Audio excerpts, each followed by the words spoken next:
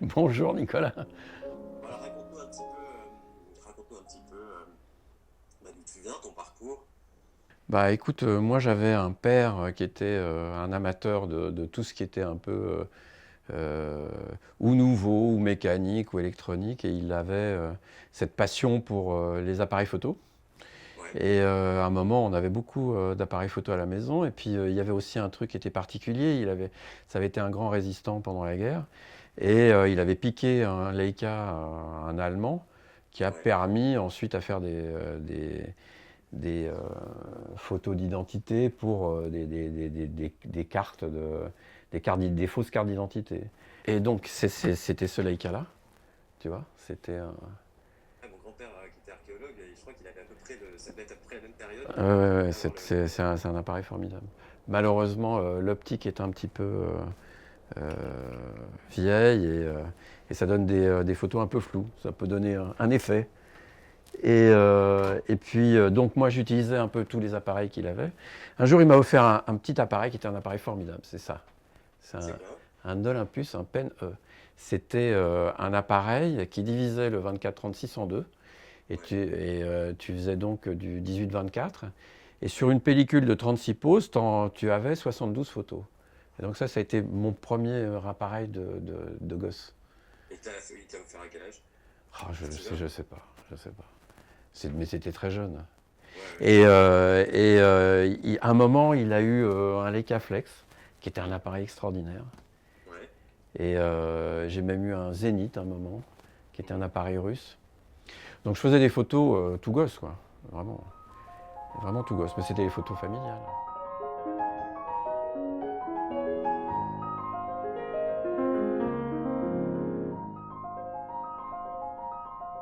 Quand j'étais à Montreuil, j'avais deux copains. On était vraiment trois potes. On était tout le temps ensemble. Je ne sais pas ce qui nous est arrivé. On a eu cette idée de se balader dans les musées, de découvrir les musées. En fait, on a découvert Paris par ces musées. Et pendant, je ne sais pas, 2 ans, on faisait tous les week-ends, on faisait un nouveau musée. Pour moi, Paris, c'était fait de confettis, et ces confettis, c'était les stations de métro qui amenaient au musée. Donc, Et t'avais quel âge quand t'as commencé à aller au musée avec tes amis le je week-end? crois qu'on avait 11-12 ans. Et qu'est-ce qui vous a poussé à aller. Enfin, c'est Je te jure que je me souviens pas, je sais pas qui a eu tu te souviens l'idée. pas? En tout cas, c'est pas tes parents qui t'ont poussé Non, à non, aller non, non, au non, musée. non, pas du tout. Pas du tout. Je pense que c'est moi qui a dû avoir l'idée. Mon père aussi avait un ami d'enfance qui était peintre, Ouais, qui avait un atelier rue Notre-Dame-des-Champs. ouais. Et, et j'aimais beaucoup y aller. Mais je ne sais pas ce qui a fait qu'on est allé. On a Tu fait. te souviens pas exactement. Non, mais après, c'est devenu un truc que j'ai jamais arrêté d'aller dans les musées, jusqu'à maintenant.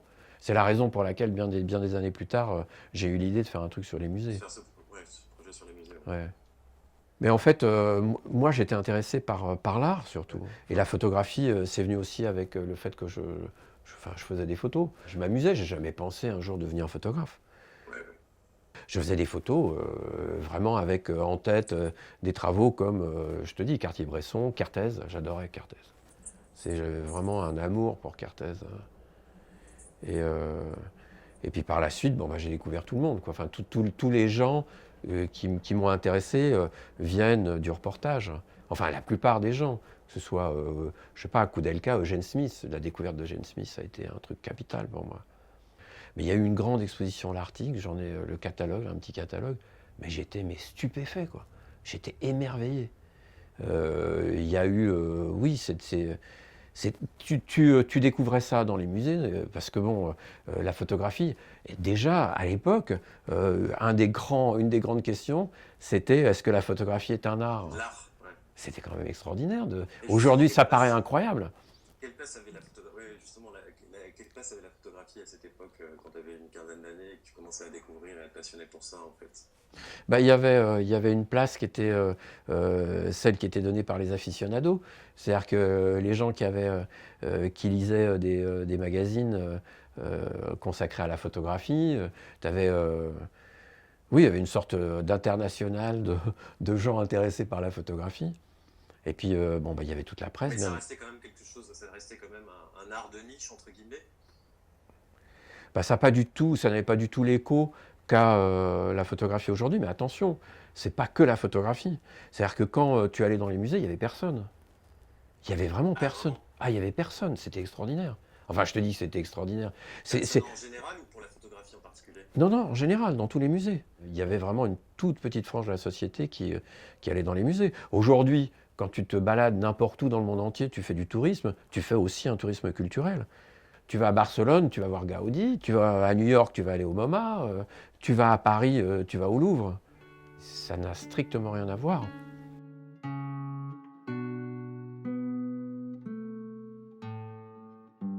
Moi, j'étais intéressé par la photographie du réel. Ce que je trouvais absolument merveilleux, c'est qu'on puisse, dans une réalité qui est sans arrêt en mouvement, arriver à saisir en 2 dimensions quelque chose qui est une vie propre, qui est à la fois un pouvoir d'évocation très fort au niveau d'imaginaire, mais aussi une signification, etc. Et qui se situe dans une histoire qui est une histoire des formes graphiques, une histoire finalement qui est une histoire de l'art. Moi, j'avais vraiment un œil qui s'était forgé dans les musées, et pour moi, la composition était essentielle. Et c'est pour ça que j'étais si émerveillé par Cartier-Bresson, parce que son sens de la composition est vraiment magique, quoi. Est vraiment exceptionnel. Quand je suis devenu photographe, j'ai eu la chance de travailler tout de suite pour Libération, mais très vite. Et je travaillais presque tous les jours pour Libé. Je faisais des portraits, je faisais des reportages, mais le problème qui est vite apparu, c'est que ça partait un peu dans tous les sens. Un jour, tu photographiais une personnalité politique, le lendemain, tu faisais un petit reportage. Ça durait quelques heures et c'était extrêmement frustrant. Et pendant quelques années, je me posais la question en me disant, mais je ne peux pas continuer la photographie comme ça, j'ai l'impression de me disperser. J'ai vraiment besoin de trouver un sujet sur lequel porter mon attention et que ça devienne vraiment quelque chose qui devienne mon sujet. C'est devenu vital pour moi à un moment de faire des sujets qui étaient des sujets à moi, personnels, qui étaient parallèles aux travaux de commande. J'ai eu pendant très longtemps 2 vies. Une vie pour gagner ma vie et une vie où je faisais des sujets pour moi, où le temps était plus long. Le temps était plus long, tu pouvais creuser le sujet.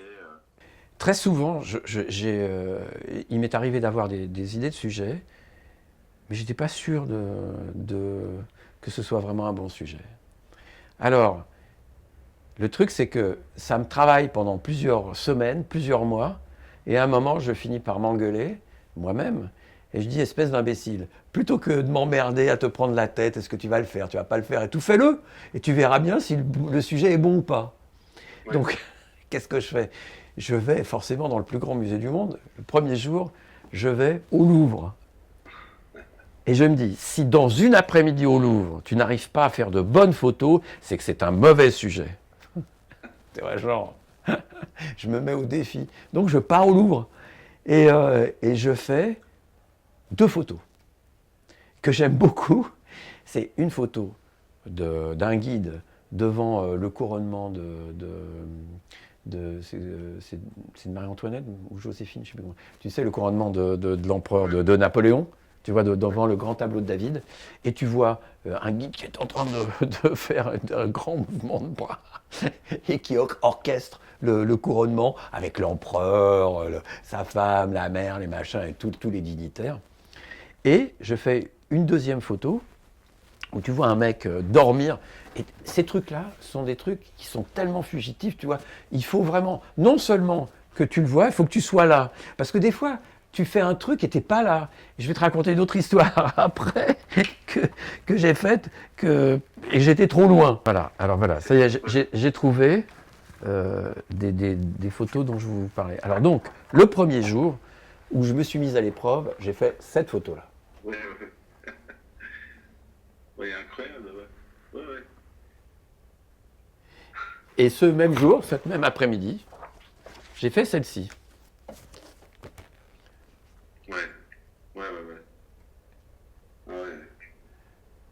Alors je me suis dit que je tenais peut-être un sujet. Et alors, je me suis dit, mais bon, c'est peut-être miraculeux ton histoire, tu vois, parce que je suis très souvent bête. Et je décide de me mettre à nouveau à l'épreuve, et je pense que le lendemain, je suis allé au pavillon de paléontologie. C'est un lieu que je pratique depuis 50 ans, enfin moins de 50 ans, mais je ne sais pas, depuis si longtemps, et que c'est un lieu que j'adore. Et à côté du Tyrannosaurus Rex, il y avait, parce que c'est quelque chose qui est interdit, qui arrive parfois, où tu vois des parents porter les enfants sur leurs épaules. Habituellement, quand tu as un gardien qui voit ça, il dit non, non, ça c'est interdit. Donc j'ai vu, je crois que c'était un couple d'Allemands, qui, le père portait son enfant sur l'épaule. Et je me suis dit, mon Dieu, mais j'ai bien vu qu'il se rapprochait du dinosaure. Et je me suis dit que ce serait tellement bien si je pouvais faire quelque chose avec cette gueule ouverte du dinosaure le plus effrayant qui ait jamais eu sur Terre, avec le gamin. Et ben, c'est là où les miracles quand même arrivent. Et je pense qu'il y a une sorte de dieu de la photographie quand même, hein, qui aide les photographes. C'est ce que disait Doisneau, c'est qu'il faut croire au miracle. Quand il s'est approché du Tyrannosaurus Rex, le gosse a eu un tel... une émotion, un truc qui a fait qu'il a fait il a ouvert la bouche de cette façon-là. Ah, le voilà. La deuxième moitié de... Voilà. Ouais, magnifique. Magnifique. Ça, c'est extraordinaire. Et c'est avec ces 3 photos que je me suis dit, ça y est, je pense que c'est bon. Et à partir de ce moment-là, je n'ai pas arrêté, quand j'avais un moment de libre, d'aller dans les musées. J'ai écumé, mais des centaines de fois, les couloirs du Louvre, mais des centaines de fois.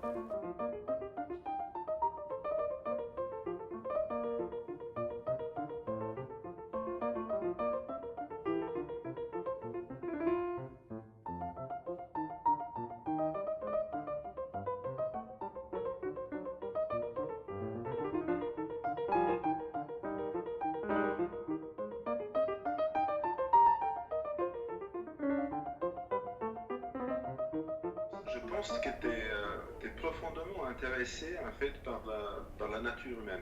Ce qui m'intéresse, c'est vrai que c'est la nature humaine.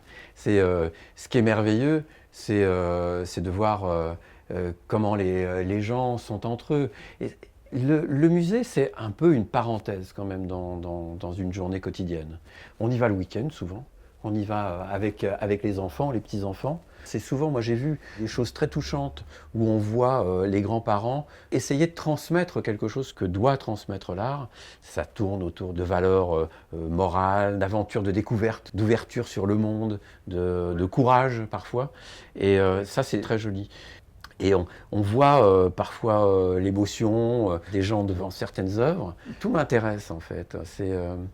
Je suis attentif à tout. Je suis émerveillé, peut-être beaucoup, dans ce travail-là, plus particulièrement par l'attitude des enfants. Je trouve les enfants formidables. Et parce que les enfants cachent moins, ou mentent moins, ou sont plus directs. Ils osent dire les choses aussi, ils osent interagir avec les œuvres, et on le sent, on le voit. Et puis des fois, il y a des choses qui sont cocasses, quoi, qui sont tellement amusantes et qui parlent effectivement de la nature humaine. C'est tellement amusant. Moi, je trouve que on s'y retrouve tous, quoi. On est tous là. Et parfois, moi, je me reconnais chez tous ces gens-là, tu vois. La fatigue, les gens qui s'endorment dans les musées. Mais ce qui est marrant dans les musées, c'est parce que dans tous les sujets que j'ai faits auparavant, c'était des sujets où les gens savaient que j'étais là, où ils m'acceptaient. Oui. Et tandis que les musées, ce sont des gens que je ne fais que croiser. Et donc, c'est furtif, il faut le faire avec délicatesse pour pas les embêter, etc. Et tout, mais surtout pour préserver ce que je vois, tu vois, pour pas interférer avec ce que je vois. il y a ce plaisir justement de ce côté fugace qui est fugitif et d'attraper. Il y a un côté presque sportif, enfin, en tout cas qui est très très amusant là-dessus. Mais ce qui est très joli, c'est que en fait se rendre compte que si on est très attentif, et si vraiment on est ouvert à ce qui se passe, il se passe tellement de miracles. Et ça veut dire qu'en fait, il se passe des miracles tout le temps. Et qu'il faut être un tout petit peu éveillé et attentif et regarder pour voir que la vie recèle de miracles. C'est extraordinaire.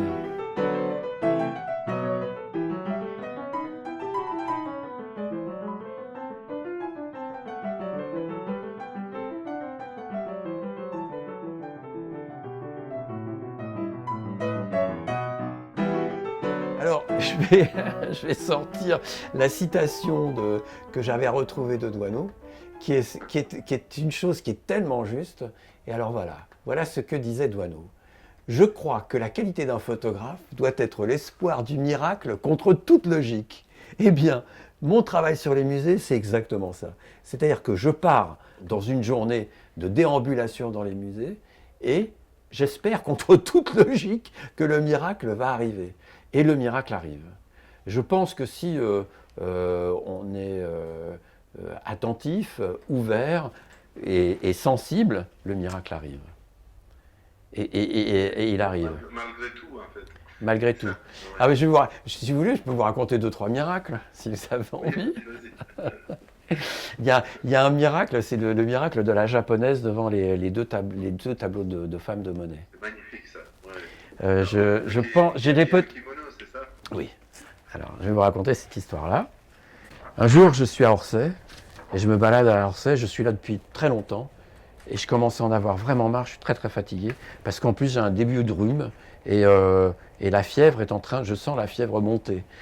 Et je me dis, bon, ça suffit maintenant, il faut arrêter quand même de se faire du mal, parce que en fait, c'est très frustrant une journée de photographe, parce que tu cherches, et en fait, la plupart du temps, tu ne trouves pas. Tu trouves que très rarement dans une journée. Tu vois, c'est pas comme toi qui travailles sur un tableau et toute ta journée, tu as les mains dans l'œuvre. Tandis que le photographe, il l'attrape comme ça. C'est extrêmement frustrant, la journée d'un photographe. Et là, j'en avais marre, j'en pouvais plus. Et donc, à un moment, je me dis, il faut maintenant, ça suffit. Hein, bon, bah, t'as rien trouvé aujourd'hui, bah, il faut admettre. Parce que moi, j'ai du mal à admettre de ne pas faire de bonnes photos. Je n'y arrive pas. Ça me fait mal, tu vois, de partir et de ne pas y arriver. Et puis, je vais, pour sortir de la nef du musée, et qui est-ce que je vois? Une petite dame qui trottine dans son costume traditionnel japonais, avec ses petites sandales. Et je vois ça. Ouais, magnifique, magnifique. Ouais. Donc je vois cette dame-là, et j'ai d'un seul coup, tu sais, j'étais tellement fatigué, d'un seul coup, toute la fatigue disparaît, instantanément, et je lui emboîte le pas. C'est miraculeux de tomber sur une dame comme ça. C'est pas possible qu'elle ne s'arrête pas un moment, tu vois. Et tu te dis toujours, mais attends, laisse tomber, il faut vraiment qu'un miracle arrive pour qu'elle s'arrête. Qu'en plus, parce que c'était une journée où il y avait plein de monde, il y avait un monde fou, ça ne se voit pas dans la photo. Elle est tellement paisible, cette photo. Et elle va d'un tableau à l'autre. Et à un moment, elle se trouve devant ces deux tableaux. Et pourquoi est-ce qu'elle s'est mise sur la droite? Eh bien, peut-être parce qu'elle a senti que j'étais là. Et pour éviter qu'elle soit devant moi, puisqu'elle aimait tellement les deux tableaux, parce que c'était évident qu'elle venait pour ces deux tableaux, eh bien, elle a dû se dire, si le type aime peut-être les deux tableaux autant que moi, je vais le laisser regarder les tableaux. Donc la fille se met un peu sur la droite. Ah, j'ai eu le temps de faire 2 photos. Il y a beaucoup de photos qui sont comme ça, en fait, que... Oui. Ça part de la curiosité, l'enfant qui met le doigt dans l'oreille de Nefertiti aussi. Ah oui, c'est formidable. Comme ça, c'est extraordinaire. Oui, c'est formidable. Nefertiti, ça s'est passé vraiment à la seconde et ça a été vraiment un mouvement réflexe. Et c'est le fait de pratiquer la photographie tous les jours qui fait qu'à un moment, tu as suffisamment de fluidité avec cette machine qu'est l'appareil photo, que tu puisses faire des trucs comme ça. Mais l'autre, c'est différent. Et donc c'est celle-ci. Oui. Oui, oui. Ça, c'est une photo incroyable. C'est difficile de faire des photos dans ce lieu-là. J'en ai fait quelques-unes qui sont certaines à se tordre de rire. Il y en a une qui est formidable avec un hippopotame. Et quand tu arrives dans la grande galerie de l'évolution, tu tombes sur les poissons. Et j'arrive ce jour-là et je vois au loin un type faire exactement ça. C'est-à-dire le requin qui ouvre grand sa gueule et quelqu'un qui met la tête dedans. Mais c'est trop loin, c'est à 20 mètres. Alors je me dis, mais c'est pas possible. Mais si il y a un idiot qui a fait ça une fois, tu peux être sûr que si tu es suffisamment patient, eh ben ça va arriver. Et je me suis posté, j'ai mis l'objectif qu'il fallait, j'ai mis un 28 mm, je me suis posté à cet endroit-là et j'ai attendu. Mais j'ai attendu, et j'ai attendu, et j'ai attendu, et j'ai encore attendu.